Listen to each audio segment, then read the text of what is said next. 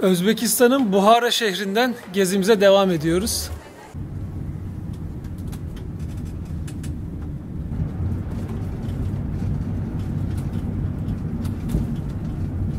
Seyit Alim Han'ın yazlık sarayındayız. Burası son Buhara emirinin yazlık sarayıymış.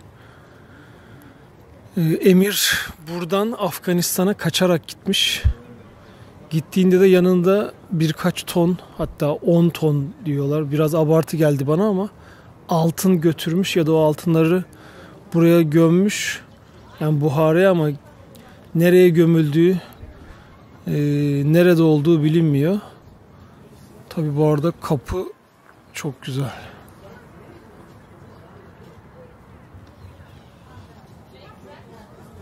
Mesela bu kapıda da şöyle bir detay var. Burası ay, burada da yıldız.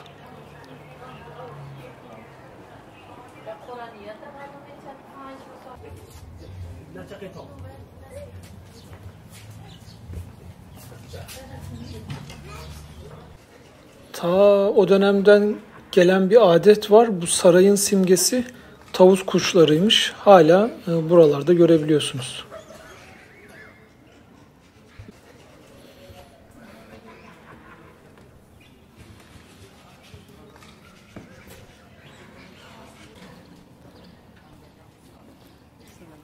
Aleykümselam.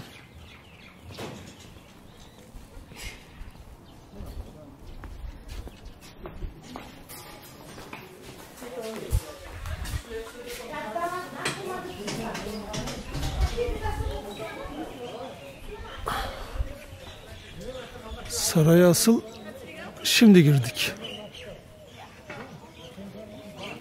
Şimdi Buhara yazın çok sıcak oluyor. Hatta 50 dereceleri bulabiliyormuş. Rehberimiz Lola öyle söyledi. Emir burayı yaptırırken demiş ki bana şehirdeki en serin yere bu yazlığı yapın. Onlar da ne yapmış? 4-5 tane koyun kesmişler. Onların etlerini de şehrin farklı bölgelerine asmışlar. İşte bu kuzey bölgesindeki, bu bölgedeki bırakılan et en geç bozulan etmiş. Sarayı da böylece buraya yapmışlar. Sarayın içinde tavanlarda güzel işlemeler, süslemeler olduğunu biliyorum. Şimdi bir gidip onlara bakalım. Kiriş.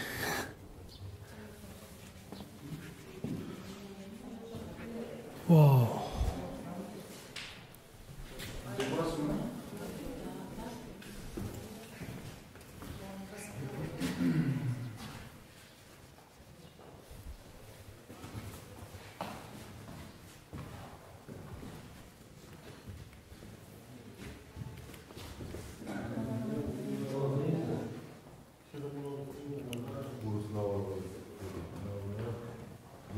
Bu yazlık saray Asya ile Avrupa'nın böyle bir harmanlaması gibi. Mesela bu avizeyi Almanya'dan özel olarak getirmişler.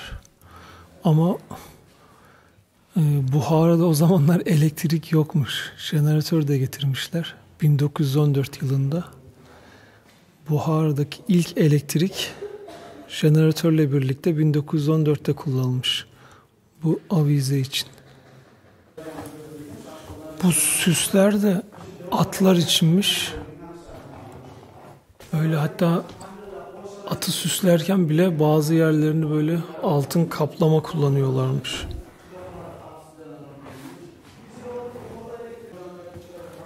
Devam ediyoruz. Burası Emir'in özel odası. Çünkü aynı zamanda kumarhane olarak kullandılar. Allah. Kumarhane nasıl? Mesela sadece kart ya da Dama mı o? Satranç. satranç. Onun yakın arkadaşlar bu odaya girebilirdi. Çünkü burada hem şarap içtiler hem de oturup sohbet edebilirdi. Emir'in özel odası. Ha. Tabii ışıktan çok seçilmiyor da bu o dönemin takvimi. Isıtma sistemi buranın yazlık sarayın çok farklı ve çok ilginç. Bakın 2 oda arasında duvarın içinde montaj yaptılar soba. Bu tarafta yakıp hem bu odayı ısıtabilirdi hem karşı odayı. Duvar içinde şömine gibi soba var. İki tarafı birden ısıtıyor. Tabii karşıda da klima şimdi. Misafirler buraya gelebilirdi. Burası misafir odası gibi kullanılıyormuş. Çünkü sarayın en soğuk odası burasıymış. Evet. Bu odanın özelliği ne? 4 mevsime göre duvarın şekilde değiştirebilirdi. Her şey mozaik şekilde burada. Ve burada çiviyi çıkarıp bu modeli bile camın rengi değiştirip ilkbahar, sonbahar, kış ve yaz dönemi için farklı motifleri vardı. 1920 yılına 2 Eylül kaçtığı için şimdi bu sadece sonbahar için öyle kaldı. Evet, görüntü var. Emir Eylül'de kaçmış. Son bıraktığında işte sonbahar şekliymiş burası da. Her mevsim değiştiriyormuş.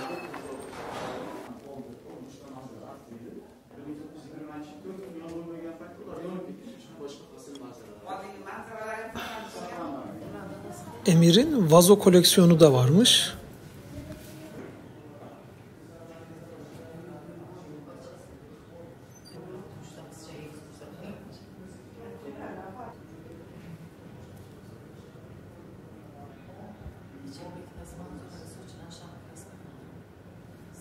Şimdi harem bölümüne geldik. Tabii bu bölüme sadece Emir gelebiliyormuş. Burada 4 eşi ve annesi yaşıyormuş. Üstte de hizmetçiler.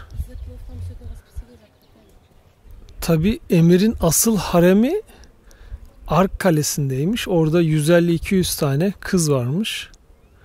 Burada ise sadece 4 eşi ve annesi.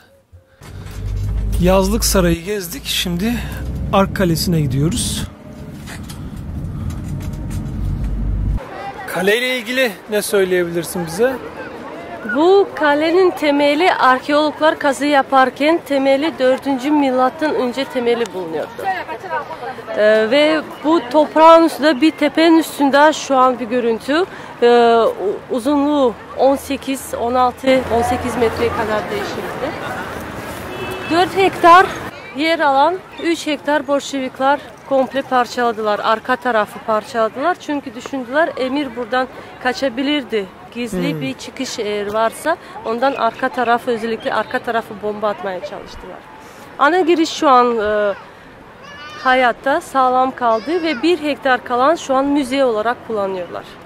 Tamam.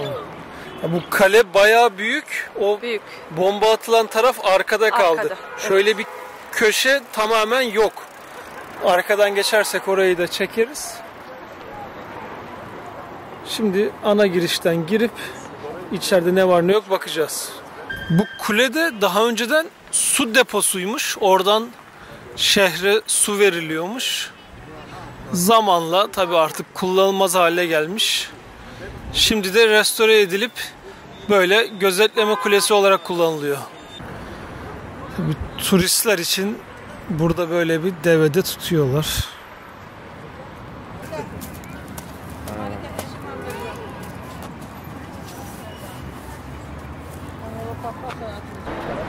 Bu kalenin ilk temelleri milattan önce 400 yıla dayanıyormuş.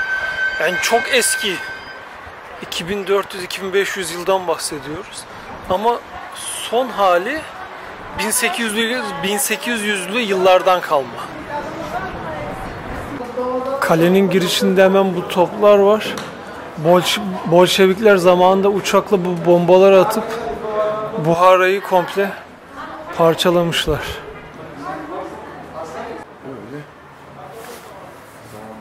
Kalenin girişinde 3 tane oda var. Bu odalar su ve kum odasıymış.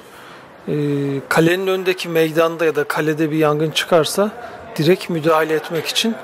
Bu içerideki mankenler de şunun içinmiş. Daha önce burada hani mahkeme bekleyenler, nezarethane gibi düşünün. Burada bekletilirmiş. Kalenin tabii çok önceki hali. Kalenin önünde pazar yerleri kurulurmuş oradaki meydanda. Yeni hali de üstte. Kalenin hemen girişindeki cami. Bu gördüğünüz ahşap sütunlar ta 18. yüzyıldan kalmaymış. Caminin de 8 tane kapısı var. Cennetin de 8 kapısı var. Ona ithafen yapılmış. Bebek? Bebek bezi. Bezi. Beşik. Bez, biz bebek bezi biliyoruz ama beşik içinde bu erkekler için, bu kızlar için kullanılırdı. Çocuğu her zaman kuru, temiz yatar ve tabii ki uykusu da güzel alabilir. Çok önceden bebek bezi olarak kullanılıyormuş. Bu erkekler için beşiğe bu monte ediliyor. Bu da kızlar için. Caminin içine bakacağız.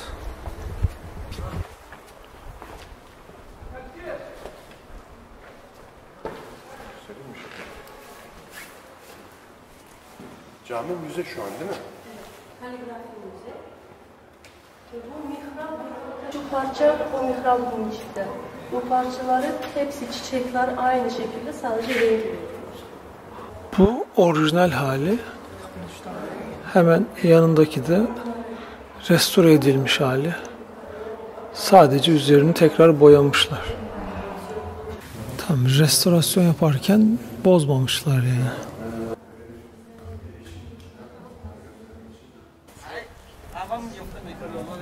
Şimdi kalenin tören salonuna geçiyoruz.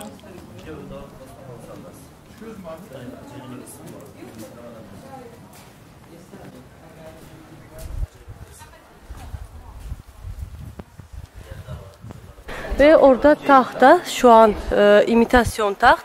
Emirin yeri taht için orada.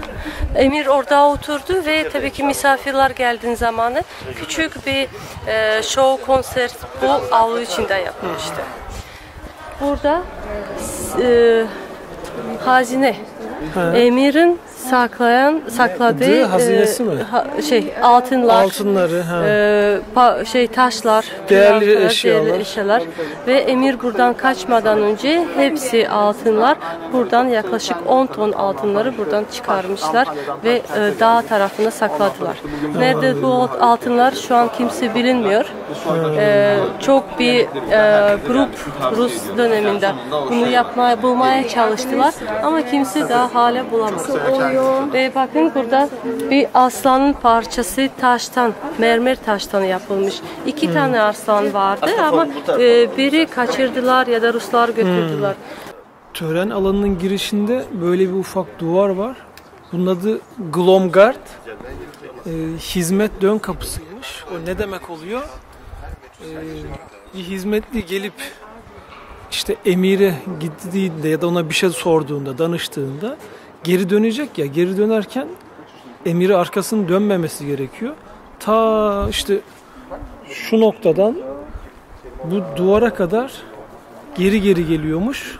Duvara sırtını vurduğu zaman artık bu kapının arkasından normal dönüp gidebilirmiş. Seyishaneye geldik. Burada emirin 15 tane atı varmış. O atlara burada bakılıyormuş.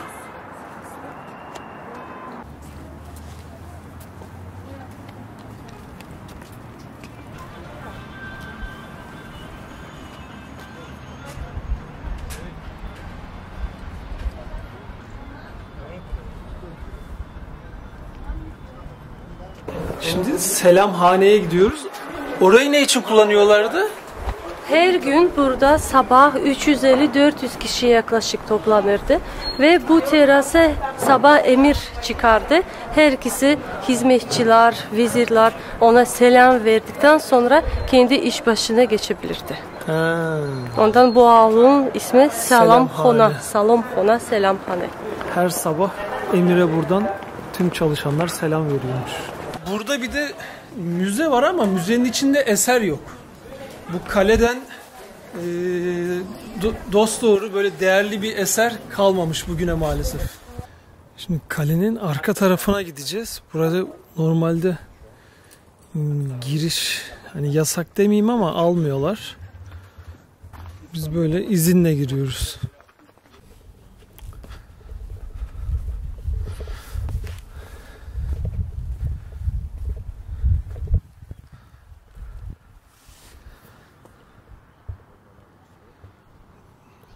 Dün gittiğimiz o büyük minareli cami vardı ya, o tam karşıdaki işte. Bu bölge tabi kalenin bombalanan tarafı. Hazır iznimiz varken drone uçurup bir de yukarıda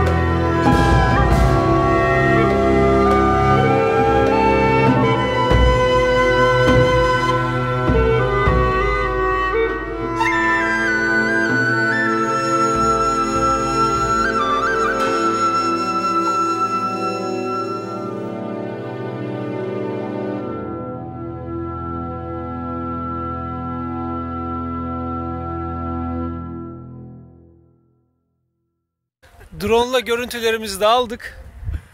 Şimdi ne yapacağız? Eskişehir merkezine doğru gideceğiz. Bir öğle yemeği yeriz muhtemelen. Orada bir de böyle süsleme sanatları, el sanatlarının olduğu bir iki yeri görmek istiyorum. Böyle hani ince işçilikli yaptıkları neler var. Hem belki satın alırız hem belki videolarını çekeriz. Ark Kalesi'nin karşısında hemen bir tane eski bir cami var. Şimdi onun önüne geldim. Caminin adı Bolo House. Diğer adı da 40 Sütun Camisi. Şimdi niye 40 sütun demişler? Biraz onu anlatayım çünkü güzel bir hikayesi var. Karşıda gördüğünüz ahşap sütunlardan bu camide 20 tane var. Ama caminin adı 40 Sütun Camisi. Sizce niye 40 Sütun Camisi demişlerdir? Geriye gidiyorum. Belki bir ipucu olabilir. Fikri olan var mı? Bu önde gördüğünüz gibi büyük bir havuz var. Bu havuzu doldurduklarında benim bulunduğum yerden baktığınızda 20 sütun daha oluyor suyun yansımasıyla. O sebeple 40 Sütun Camisi diyorlarmış. Bir de yakından detaylarına bakalım. Bu cami şu an faal. Yani günde 5 vakit burada namaz kılınıyor. Şu anda öğle namazı.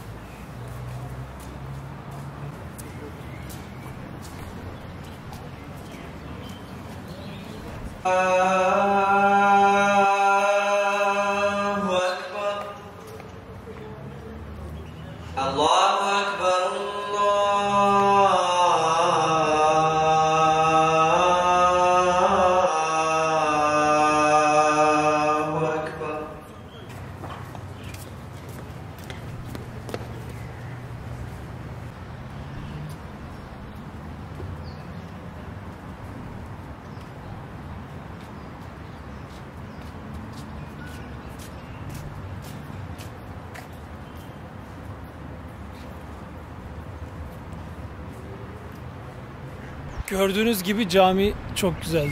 Ben hep böyle küçük, bolca el sanatı olan camileri daha çok seviyorum.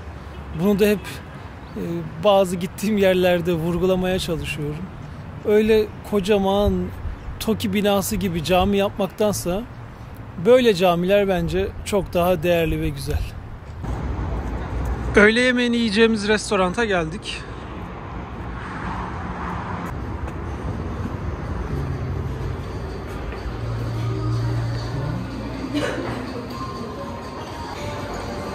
Bizim ekibin diğer tarafı burada. Çorbayla başlıyoruz. Nohutlu, etli bir çorba. Sonrasında da yine et gelecek. Çorba gayet güzel. Salata çeşitleri zengin. Ekmeği görüyorsunuz.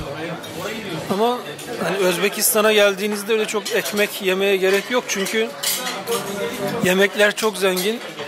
Porsiyonlar da büyük. Ekmek yerseniz hemen doyuyorsunuz.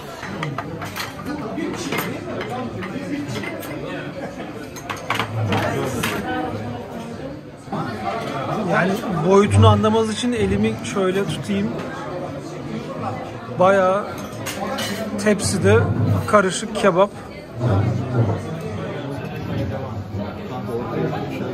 Şimdi tatlarına bakalım. İşte et çeşitlerini görüyorsunuz. Burada samsa var. Bu bayağı meşhur. Bu Kırgızistan'da da var, Kazakistan'da da var. Bu da tatlı su balığı, diğerleri et.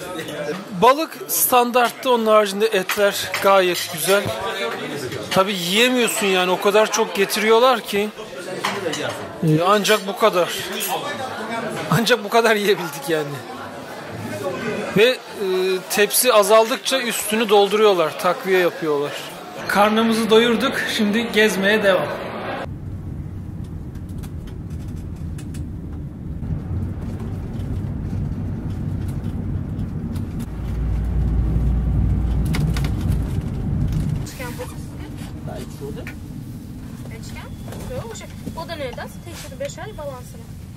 Şimdi Yahudi mahallesine giriyoruz.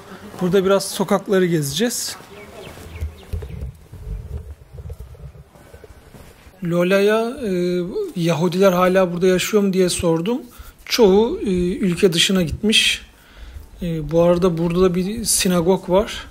Ama salgından dolayı kapalı.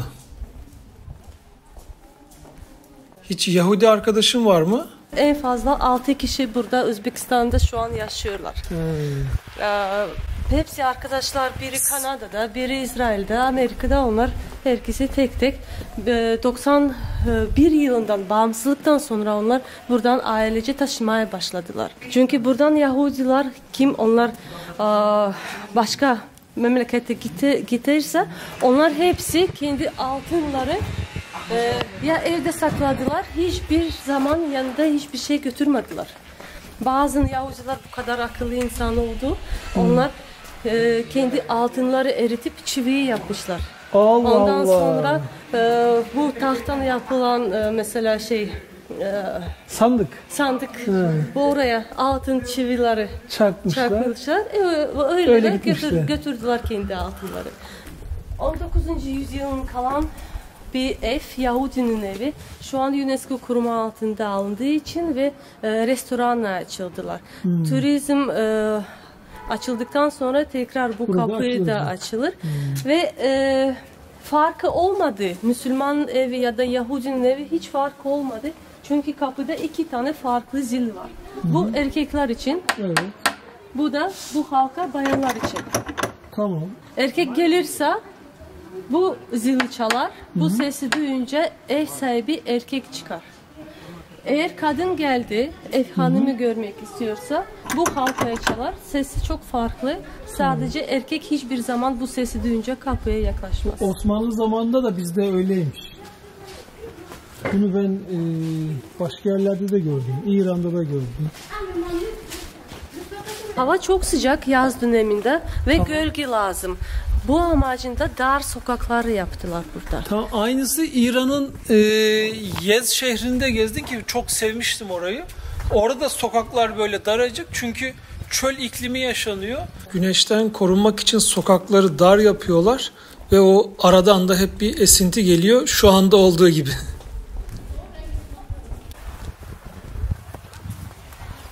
19. yüzyılın kervansarayı.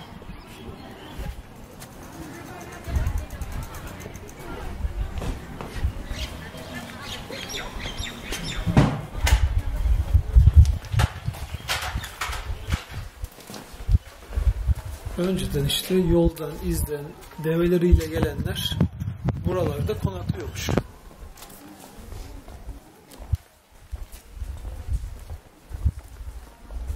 On 12. yüzyılın çukurun içinde cami var.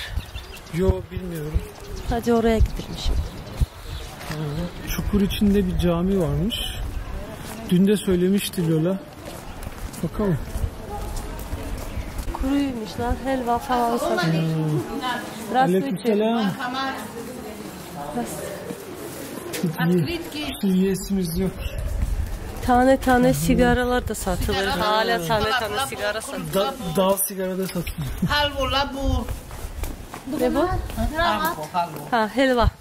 Halva. Bu ne? Bu kurut, yoğurt. Kurut, Ha, süz, kurut, peynir. süzme yoğurtun tuzlu Biliyorum ben onu. Yep görün. Kurut burada da var. Kitaplar bu. Rahmet.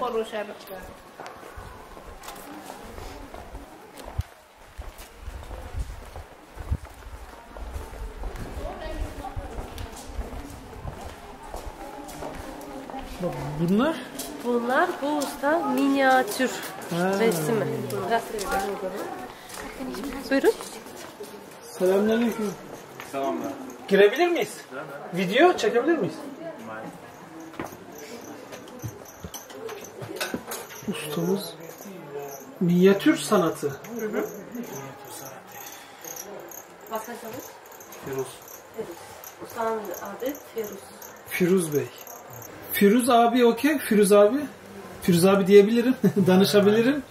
Sen Türkçe bilir misin? Türkçe biliyor musun? Düşünemem lakin çok. Düşünemezsin çok. Yo düşünemem. Ha, Düşünemem demek anlıyorum. Anlıyorum lakin ama çok konuşamıyorum. Ha tamam. Düşünemem konuşmak demekti.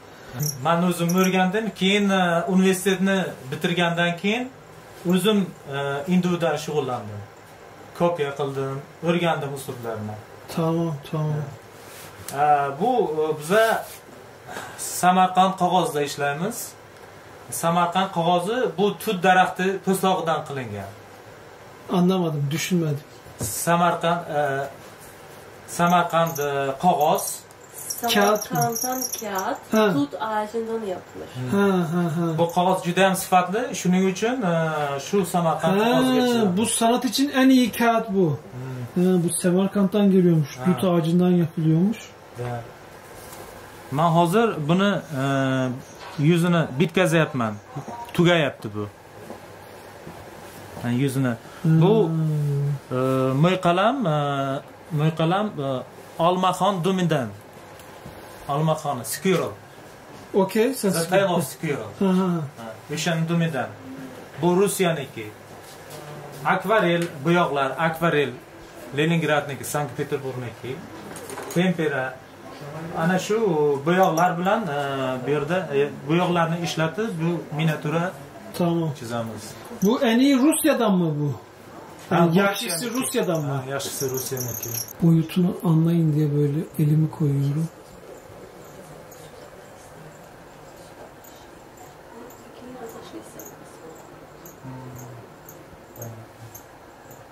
Bu imagination o'zim o'ylaganman. Düşündü. He.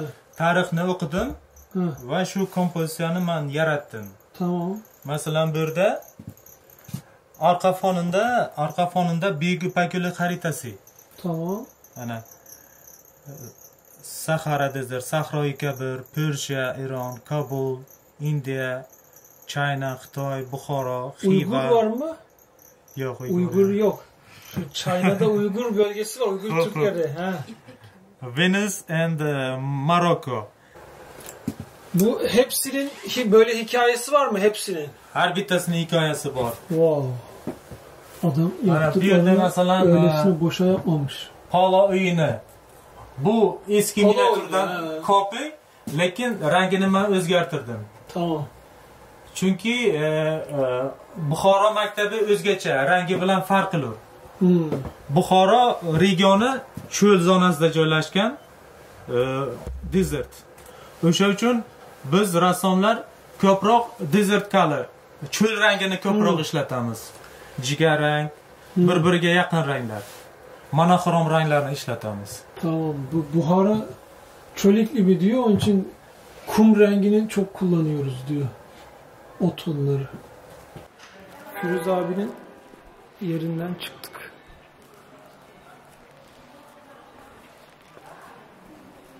...12. yüzyıldan kalma cami. Çukur altında mı? Çukurun içinde. Ha. Magoki Atori. Magok demek çukur. Atori burası aktar pazar yeriydi. Tamam. Ondan bu caminin 12. yüzyıldan beri adı Magoki Atori Camisi. Niye çukur demiş, çukurun içine yapmışlar? Çukurun içinde demişler? çünkü burada arkeologlar çalışırken onlar temeli Zerdüştlük döneminden temeli bulunuyordu. Ha. Zerdüştlükler onlar ateşi tapu ettiği için onlar ateşi söndürmesin her zaman kendi tapınağı çukuru içinde Tamam. yaptılar. Tamam. Ve temeli kaldı aynı temeli kullanarak sonra 12. yüzyılın camiyi şu an yaptık. görüyoruz biz. İlk yapıldığında Zerdüştler için ibadethaneymiş. Ve yerin altından yapma sebepleri de ateş hep yansın diye. İçine giremiyoruz. Kapalı şu an. Kapalıymış. Halı müze olarak kullanıyorlar. Ha. Müze olarak. Halı müzesi. Halı müzesi. Şimdi Lola güzel bir şey söyledi. Bu cami 12. yüzyılda yapılmış. Biraz önce gittiğimiz sinagog ise 16. yüzyılda yapılma. Ama diyor bu cami yapıldığında burada diyor Yahudiler de vardı diyor. Onların ibadethanesi yoktu. Cumartesi günleri gelip bu camiyi kendi ibadetleri için kullanıyorlarmış. Yani çok güzel değil mi ya böyle bir şey izin vermeleri? Günümüzde bunu çok yapacaklarını zannetmiyorum. Tabii önceden işte bu cami şuraya kadar toprak altındaymış. Zaten burası bulunduğumuz satığın bir 5 metre altında. Orada insanlar yürüyor görüyorsunuz. Daha sonra bu alt tarafında gün yüzüne çıkarmışlar. Önceden giriş burasıymış ama şimdi ön tarafa almışlar. Yine eski şehir merkezindeyiz. Bu gördüğünüz kalıntılar 2011 yılında böyle gün yüzüne çıkartılmış. Ama hani aşağısını kazsam muhtemelen devamı gelecek. Aynı şekilde bu tarafta da var. Ama henüz devamı gelmemiş.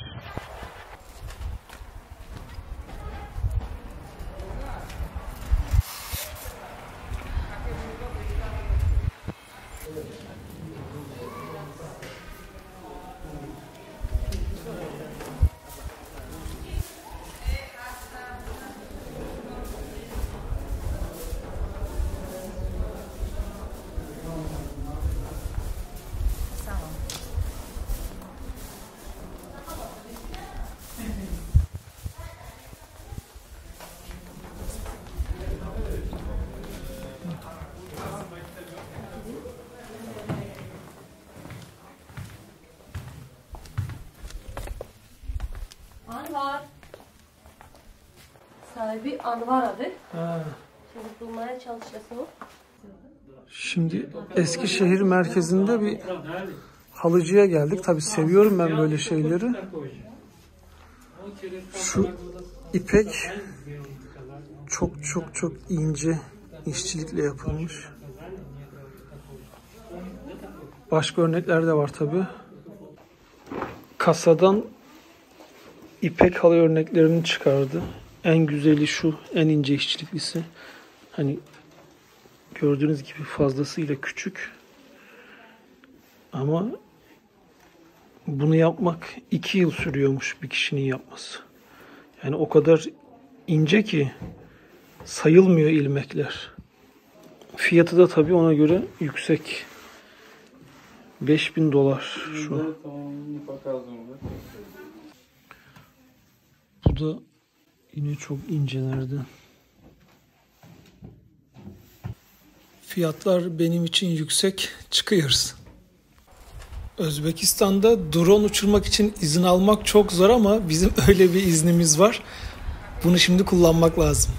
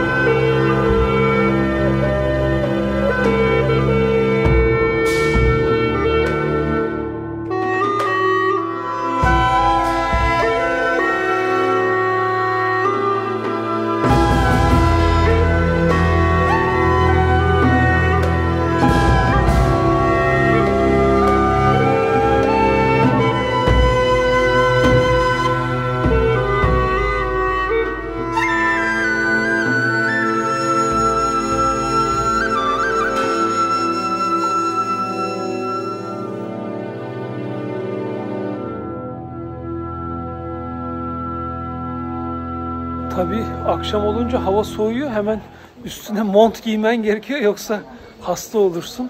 Gündüz ama hava çok güzeldi. O açıdan şanslıyız. Tabii buranın akşamı da ayrı bir güzel. Yukarıda da ay.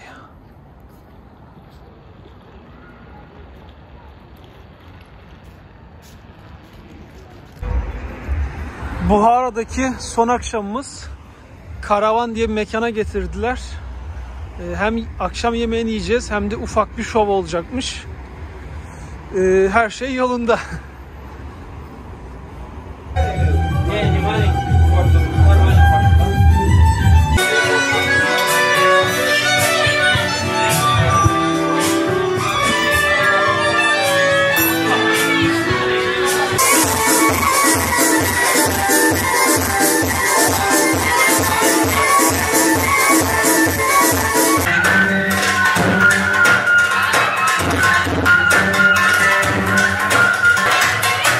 Şimdi akşam yemeği için bu restorana geldik ama içeride Sevgililer Günü dolayısıyla eğlence var. Bizim için de ekstra dans gösterisi hazırlamışlar. Yani içeride yemek yerken video çekmek çok olası değil çünkü ses çok yüksek. Bu arada çorbayı içtik. Mantı geldi. Hepsini yemiyorum çünkü sonra gelenleri de yiyebilelim diye. Bu da çay.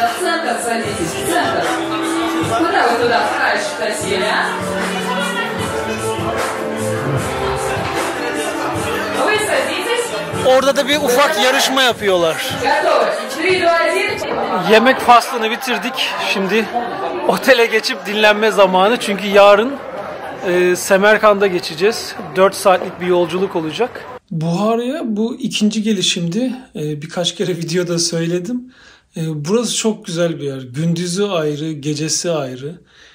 Özbek yemekleri zaten yani çok lezzetli. Sokakları gezmek keyifli. İnsanlar çok sıcak. Rastgele bir dükkana girip Türkçe ile iyi kötü anlaşabiliyorsunuz. Buhara'yı ben çok seviyorum. Belki de 3. 4. kez tekrar geleceğim. Biz burada 2 gün kaldık ama yani Buhara için bence hakkını vererek gezmek için 2 gün kesinlikle yeterli değil. En az 3 gece ayrılmalı. Yani burayı gelip de sevmemek bence çok mümkün değil. Buhara gezimiz burada bitti. Siz sonraki durağımız olan Semerkant'tan devam edebilirsiniz.